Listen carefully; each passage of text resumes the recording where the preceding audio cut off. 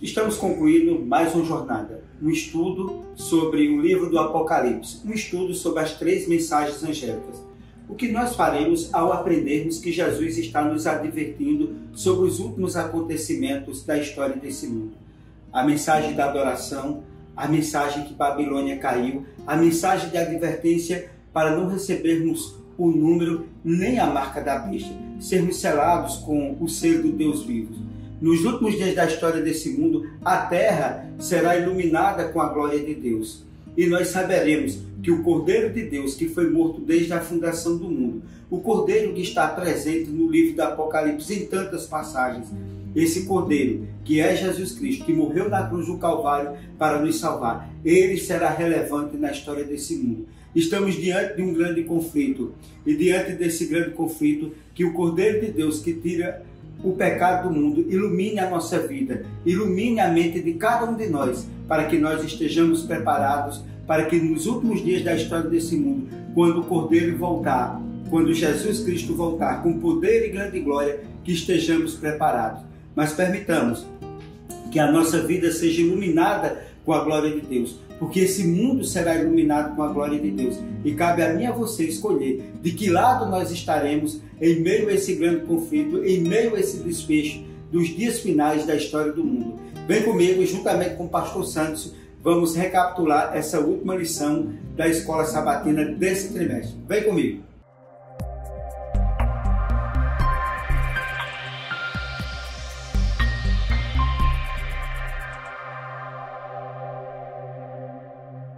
Meu querido amigo, meu querido irmão, mais uma vez estamos juntos, mais um sábado, último sábado do trimestre. Muito obrigado por participar durante todo esse trimestre de todo esse trabalho desenvolvido relacionado à recapitulação da lição. Foram muitos temas, muitos trabalhos, muitos convidados, muitas reflexões, e esperamos que você continue com a gente no próximo trimestre também. Vai ter mais. Tenho certeza que você vai gostar. E nesse momento, para fechar com chave de ouro, né, ele que mora numa cidade linda, bonita e maravilhosa, a terra que Lampião não entrou. Lampião não conseguiu entrar em Mossoró.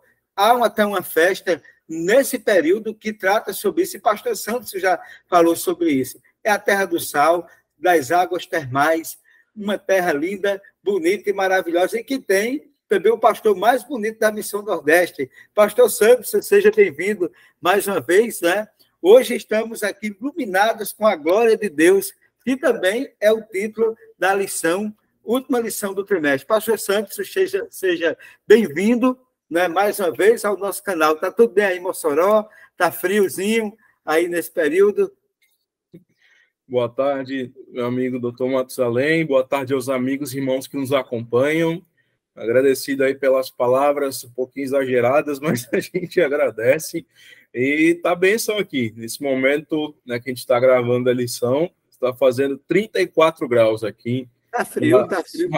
Mossoró. Friozinho gostoso. É, o frio do inverno, né? Já estamos começando o inverno. O inverno acho que começa hoje, oficialmente, ou amanhã, né?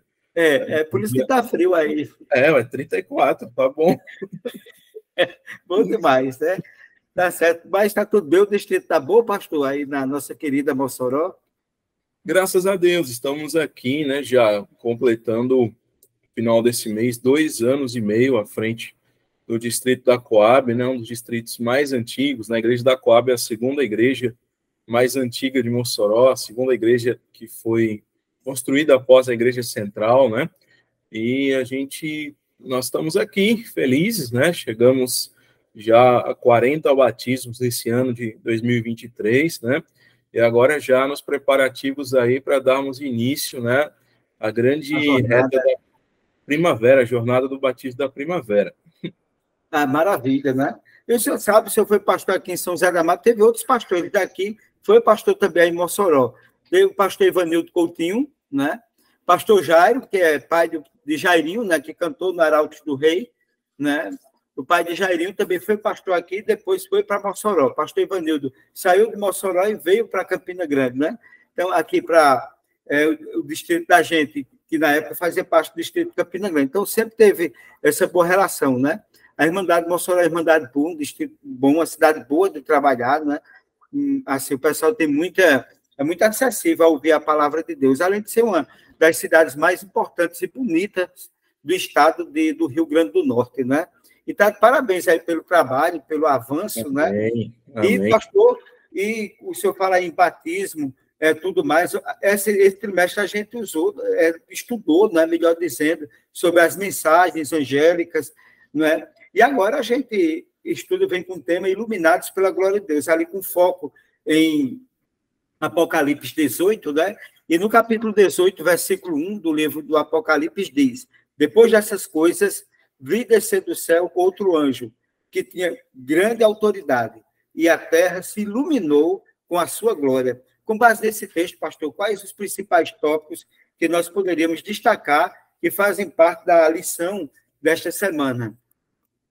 Bom, essa é uma lição muito bonita, né? Ela fecha esse trimestre falando sobre este momento maravilhoso que irá acontecer, que é justamente o momento onde o Espírito Santo de Deus é derramado, onde muitas conversões acontecerão, para que assim culmine com a volta de Jesus, né? Então, essa mensagem nessa semana é maravilhosa, né? Até porque a serva de Deus escreve a nossa igreja como a glória que ilumina a terra. E aqui há um esforço divino, né, através dos anjos, junto com o esforço humano, para que assim a obra seja completada e, enfim, possamos voltar para o nosso lar. Então, é uma lição maravilhosa. Exato. Pastor, e aqui, né, na lição, né, o domingo traz preparação para a crise final. E aqui em 1 Tessalonicenses, capítulo 5, versículo de 1 a 6, diz o seguinte: irmãos, relativamente aos tempos, e aí às épocas, não há necessidade que eu vos escreva, pois vós mesmos estáis inteirados com precisão de que o dia do Senhor vem como ladrão. Quando andarem dizendo a paz e segurança, eis que sobrevirá repetida destruição. Como vêm as dores de parto, aqui está para dar à luz, e de nenhum modo escaparão. Mas vós, irmãos, não estáis em trevas, para que esse dia como ladrão vos apanhe. Porque vós todos sois filhos da luz e filhos do dia. Não sois da noite nem das trevas. Assim, pois, não durmamos como os demais. Pelo contrário, vigiemos e sejamos sóbrios. Que alerta Paulo, pastor, faz acerca dos últimos dias da história do mundo. É um alerta fantástico, né? Assim, Paulo, ele tem uma facilidade incrível de escrever, e aqui ele faz um alerta espetacular, né, para a igreja dos últimos dias, né, que enfrenta uma crise. O mundo está vivendo uma crise muito grande, em todos os aspectos. A gente tem crise de liderança, crise de autoridade, crise na família, crise econômica, né, crise em todos os aspectos. E a igreja também está em crise, né? Aqui fala em perseguição, uma série de coisas. E aqui tem um alerta. Qual o alerta que aqui Paulo nos apresenta, pastor? É um alerta que muitas vezes nós, quando estudamos as profecias dos tempos do fim, somos tentados a pensar da seguinte forma: aconteceu o coronavírus, agora Jesus volta. E eu acho que todo cristão adventista do sétimo dia pensou isso. Eu, pelo menos, nunca tinha presenciado a igreja fechada. Eu lembro que cheguei a ver as lágrimas ali em março de 2020, né? Quando anunciaram que as igrejas iam fechar. Eu nunca tinha visto isso, uma igreja fechar, né? E aí a gente começou a estudar, e a igreja pensava que ia cair na mordomia, né, na questão de entradas, dízimos e ofertas, e aconteceu foi a igreja crescer, ou seja, muitas pessoas se consertaram com Deus com medo de ir para o inferno e de perder a salvação. Então, nós somos tentados a pensar assim: um coronavírus, é uma guerra da Rússia, é isso que vai acontecer, tal. Então, vai ser um grande evento para dar início ao marco do tempo do fim. Mas é curioso porque, assim, a lição, ela frisa que esse verso do apóstolo Paulo, à igreja de Tessalônica, né, no capítulo 5, verso 1 a 6, e os crentes tessalonicenses eram crentes bem fiéis a Deus, né, ele faz vários elogios no capítulo 1, mas mesmo eles fiéis a Deus, o apóstolo Paulo fala com eles: olha, o dia do Senhor vai ser repentino, como um ladrão da noite, ninguém vai estar esperando. Mas como assim? A gente está vendo os sinais que estão antecedendo, de fato, tudo está se cumprindo. né? Mas um ponto aqui importante desse texto é que diz assim: quando lhes disserem paz e segurança, então virá repentina destruição. Ou seja, talvez o momento que a gente veja assim, Jesus não vai voltar porque não tá, as coisas, o quebra-cabeça não está se ligando, não está se conectando. Então, talvez seja nesse momento que ele venha, né? Por isso que o texto diz aqui, o apóstolo Paulo diz, sede vigilantes, porque nós não sabemos, né, o momento exato da volta dele. A gente vê aqui, nós damos os sinais, né? Mas quando se disser paz e segurança, então virá a repentina destruição. Então, pode ser num momento como hoje, por exemplo, né, que o mundo aparentemente está controlado, existe um conflito lá da Ucrânia com a Rússia, né, e outras rusgas costumeiras ali da Palestina com Israel, mas não há um grande evento no mundo, nem há uma pandemia em sua fase mais aguda no mundo, né? Então pode ser um momento que o mundo esteja todo aparentemente calmo como está e do nada estoura uma coisa. Então nós temos que estar preparados a tempo e fora de tempo, porque a Bíblia diz que quando houver paz e segurança, então virá destruição. Então nós não devemos esperar uma nova pandemia ou uma catástrofe, uma terceira guerra mundial para que Jesus venha, não, porque ele vai vir num momento como está o mundo hoje, assim. Todo mundo vai esperar uma certa paz, né, no mundo, uma certa tranquilidade, talvez vai aparentar uma certa estabilidade, né? Então, a gente precisa estar preparado, porque o dia, a hora, ninguém sabe, né? Então, cabe a nossa preparação. E aqui, né, na parte da segunda-feira, traz também aqui João, capítulo 8, verso 32, que diz o seguinte, né? E conhecereis a verdade, e a verdade vos libertará. No capítulo 7, no versículo 17, diz o seguinte: se alguém quiser fazer a vontade dele, conhecerá a respeito da doutrina, se ela é de Deus ou se fala por mim mesmo. E no capítulo 17, verso 17 de João, traz um texto também muito importante, né? Um texto conhecido e muito importante para a nossa reflexão. João 17, verso 17. Santifica-os na verdade, a tua palavra é a verdade. Que promessas Jesus fez em relação, pastor, ao conhecimento da verdade? Onde essa verdade ela é encontrada? Bom, a verdade ela é encontrada aqui, na palavra de Deus. E, infelizmente, né, as pessoas elas têm cada vez mais desacreditado a Bíblia. Ontem à noite ainda eu estava passando as notícias nas redes sociais e aí me chamou uma atenção de uma produtora de streams, né, uma gigante assim de produtora de filmes, né, que você tem um serviço de assinatura de filmes e séries, né? E aí na capa tinha ali, digamos assim, uma foto de um relacionamento homoafetivo, caso dois homens ali se beijando. E eu cliquei para ver os comentários. Aí tinha um anúncio da seguinte forma, era um anúncio que estava escrito assim: procure o erro na foto. Encontrou? Não tem, porque não tem erro nenhum. Aí um monte de pessoas ali comentavam, e alguns diziam assim, como essa foto viola os princípios que eu acredito, estou cancelando a assinatura desse serviço de streaming agora. E aí alguns comentaram assim, olha, como é que pode, em pleno século XXI, pessoas defendendo abertamente a homofobia aqui e tal. Aí a pessoa rebateu, não é homofobia, eu estou apenas defendendo a palavra de Deus, a Bíblia, que eu acredito, e o que a Bíblia fala sobre isso. E aí as pessoas começaram a atacar a Bíblia, assim, nossa, como é que pode alguém no século XXI acreditar no que diz a Bíblia, né? Alguém no século XXI acreditar em história de Noé, essas coisas tal, e foram descascando e totalmente desacreditando a palavra de Deus. Mas se nós olharmos o que a Bíblia já nos revelou, e são tantas evidências, o senhor é da área da arqueologia bíblica, pode testificar muito mais do que eu, até as grandes descobertas que nós temos, né, até mesmo de personagens bíblicos da Babilônia, como o tijolo que foi encontrado de Nabucodonosor, está lá no Museu Paulo Borck, né, no NASP em São Paulo. Existem tabuletas, né, ali de Nebu-Sarsequim, que era um dos soldados ali da antiga Babilônia, um personagem mencionada no livro de Jeremias, e outras evidências mais de que a Bíblia foi um livro real e que esses personagens existiram, sem falar nas profecias, né? Não só os dados históricos da Bíblia, arqueológicos, mas as profecias que vão se cumprindo, né? Especialmente no livro de Daniel, capítulo 2, né? Que fala ali dos reinos que viriam, né? O reino da Babilônia, você tinha o reino da Medopécia, da Grécia e de Roma, e tudo isso realmente aconteceu, os 10 reinos divididos também, e até chegar num reino atual que nós estamos esperando a pedra que quebre tudo isso daí.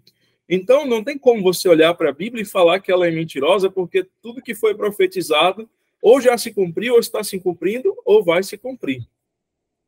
Exato. Muito bem. Então, está lá, né? Quem quiser conhecer a verdade está na Bíblia, né? E, pastor, uma coisa também interessante. Na terça-feira fala da reforma contínua, não é? E em Apocalipse 18, versículo 1, né, a gente já vê um texto para memorizar. Depois dessas coisas, veio descer do céu o anjo que tinha grande autoridade e a terra se iluminou com a sua glória. Em Abacuque, no capítulo 2, verso 14, diz o seguinte: pois esta terra se encherá do conhecimento da glória do Senhor, como as águas cobrem o mar. Olha que coisa impressionante. Parece que ali é como se lá em João estivesse repetindo aquilo que Abacuque disse há muito tempo, né? Há muito tempo. E a pergunta é a seguinte: quais 3 coisas João disse sobre esse anjo, né? O que é que tem? Quais são as 3 coisas importantes que João ele diz nesse texto, né, que corrobora aqui no livro de Abacuque? Bom, aqui nós temos 3 pontos, né? Esse anjo, ele desce do céu, ele tem uma grande autoridade e a terra se ilumina com a glória dele, né? A lição ainda comenta: o anjo que desce da glória, da gloriosa presença divina da sala do trono do santuário, foi encarregado de proclamar a última mensagem de misericórdia a Deus e avisar os habitantes da terra do que está por vir sobre o planeta, né? Apocalipse capítulo 18 fala sobre o alto clamor, esse momento aí, né, que virá, digamos assim, a última oportunidade mesmo de salvação para toda a humanidade, né? Então é o último convite de Deus realmente para que as pessoas possam sair da Babilônia e possam adorar o único Deus vivo, Deus verdadeiro, né? O convite de Deus, né? A lição ainda reforça aqui a palavra grega autoridade, que é exousia, né? E diz que Jesus usou essa palavra em Mateus ao enviar os discípulos, né? Ou seja, ele mais uma vez os enviou, mas dessa vez com toda a autoridade no céu e na terra para fazer discípulos de todas as nações. Ou seja, Deus não quer só mais os 12, mas ele quer a todos que aceitam a sua mensagem, o seu convite, né? Então, vai ser um momento maravilhoso, um momento glorioso, que a terra vai se iluminar com a glória de Deus. Esse anjo, pastor, que seria um anjo mesmo que vem, vai pregar o evangelho na terra toda, como é que o senhor classificaria esse anjo?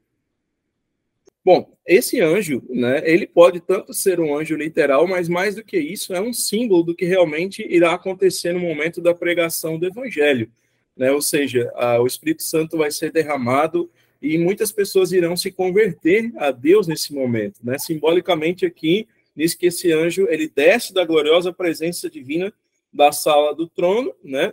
E assim ele ilumina a terra para que a terra ela possa conhecer de fato esse último convite da misericórdia de Deus e possa tomar a sua decisão, aqueles que ainda não tomaram, para entregar a sua vida nas mãos de Deus. Aí o tema ele retoma, não é, pastor, com a questão da glória de Deus que enche a terra ali na parte da quarta-feira, né? Na parte da quarta-feira. Aí aqui ele retoma esse texto de Apocalipse 18:1. Aí em Apocalipse capítulo 4, verso 11, diz o seguinte, o texto bíblico: Tu és digno, Senhor, e Deus nosso, de receber a glória, a honra e o poder, porque todas as coisas tu criaste, sim, por causa da tua vontade, vieram a existir e foram criadas. Esse texto tem aqui Apocalipse 5:12, também que traz uma reflexão interessante, proclamando em grande voz: digno é o Cordeiro, que foi morto, de receber o poder, a riqueza, a sabedoria, a honra, a glória e o louvor.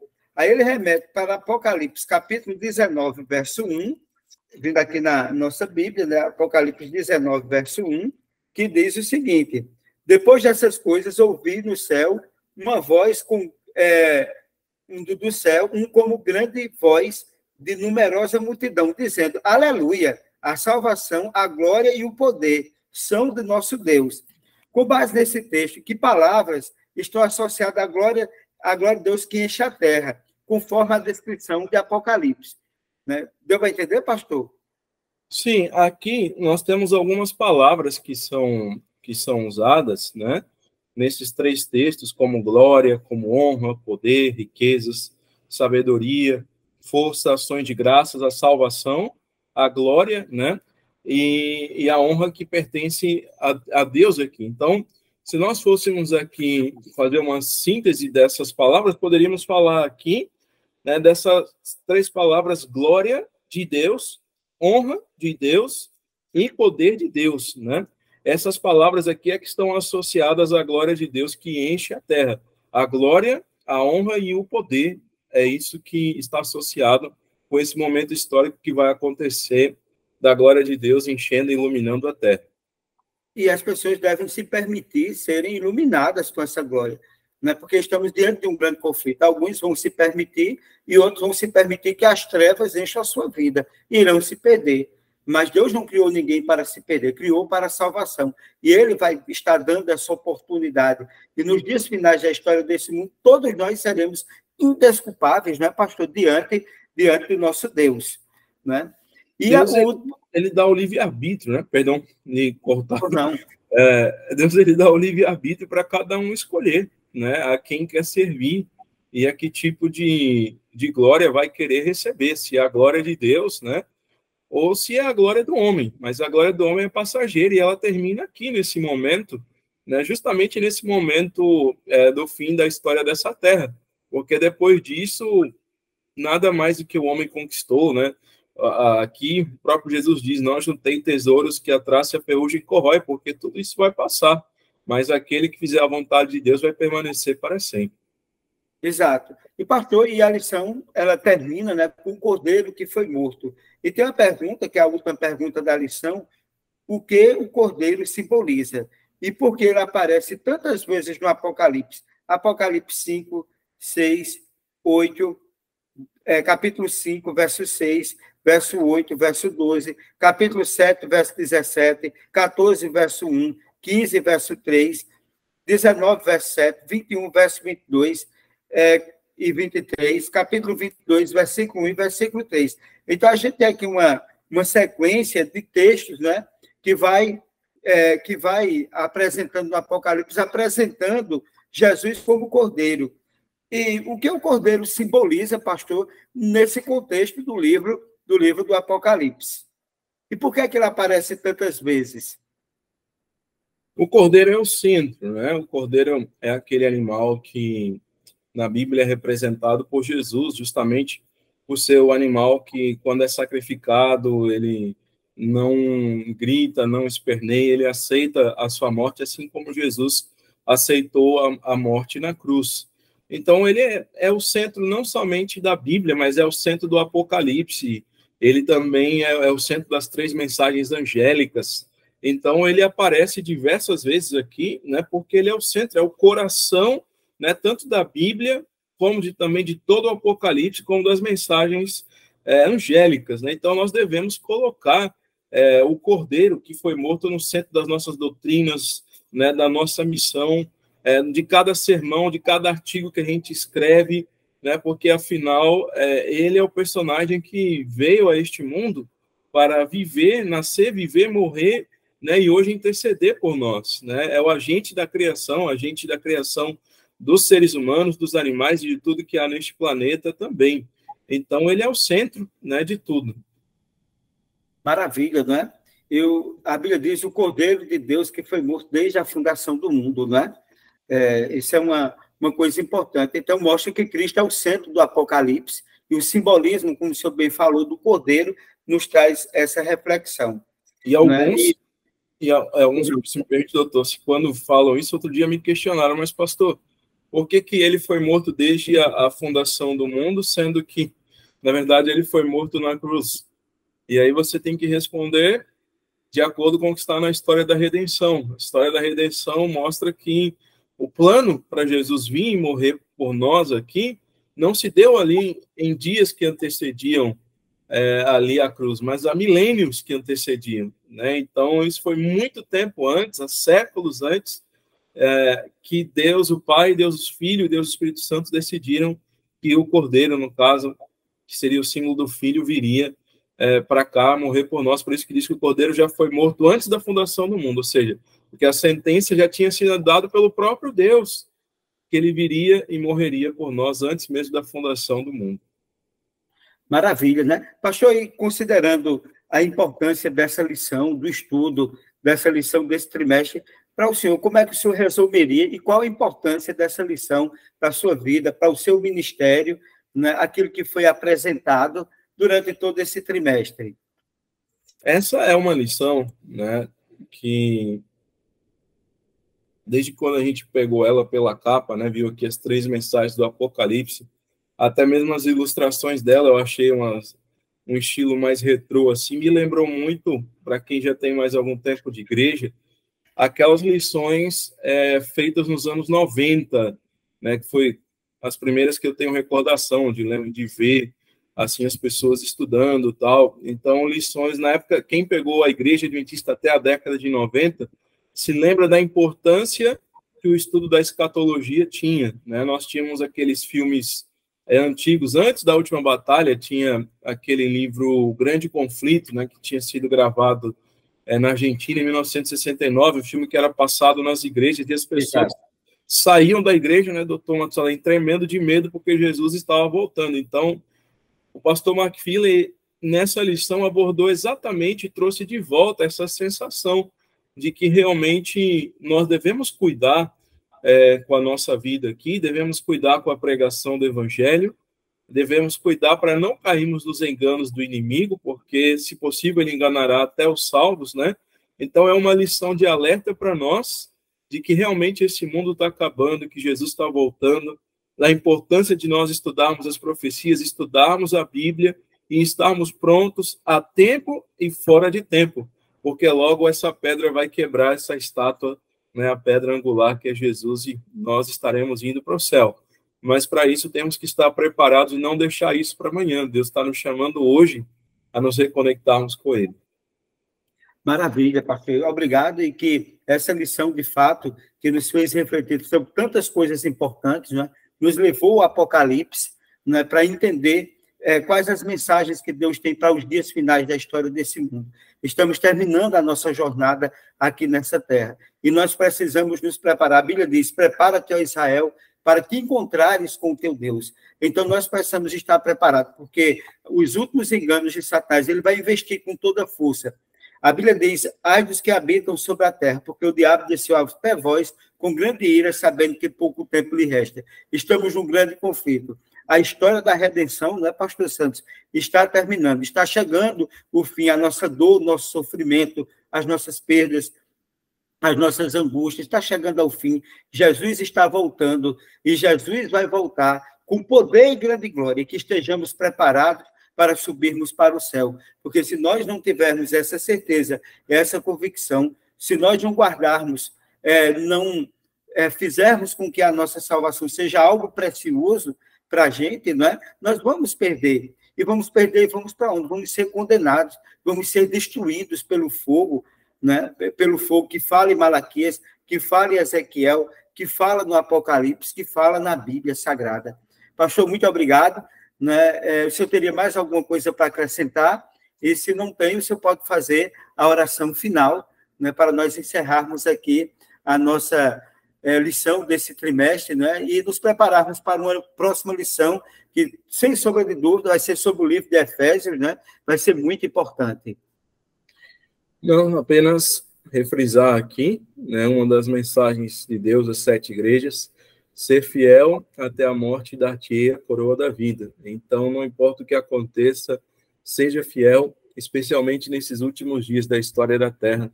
A nossa fé vai ser mais do que provada, já está sendo provada nas pequenas coisas, né? E logo serão nas grandes coisas também. Então, vamos ser fiéis. Amém. A oração, pastor, por favor. Querido Pai que estás nos céus, nós louvamos o teu nome desde hoje à eternidade. Te rendemos graças pelo estudo dessa lição dessa semana, como também destas 13 lições que estudamos neste trimestre. Ó Senhor, abençoa a tua igreja, que todos nós possamos estar conectados contigo, volvendo os nossos olhos tão somente para ti, Senhor, e desviando os nossos olhos deste mundo de pecado. Ajude-nos a sermos fiéis até a morte, para que possamos receber de fato a coroa da vida. Muda o nosso coração, lava a nossa alma. Eu te peço o nome do seu Filho Jesus. Amém. Amém. Amém. E você, meu querido amigo, que faz parte desse canal, a nossa gratidão. Que Deus continue abençoando a sua vida. Dê um like aí, compartilhe o canal, se inscreva no canal e Deus vai te abençoar, vai te iluminar. Não é como o anjo que vai iluminar a terra com a glória de Deus, que você seja iluminado neste momento com o poder do seu Santo Espírito. Muito obrigado por tudo e que Deus continue nos abençoando sempre. Até o próximo sábado, se Deus assim o permitir.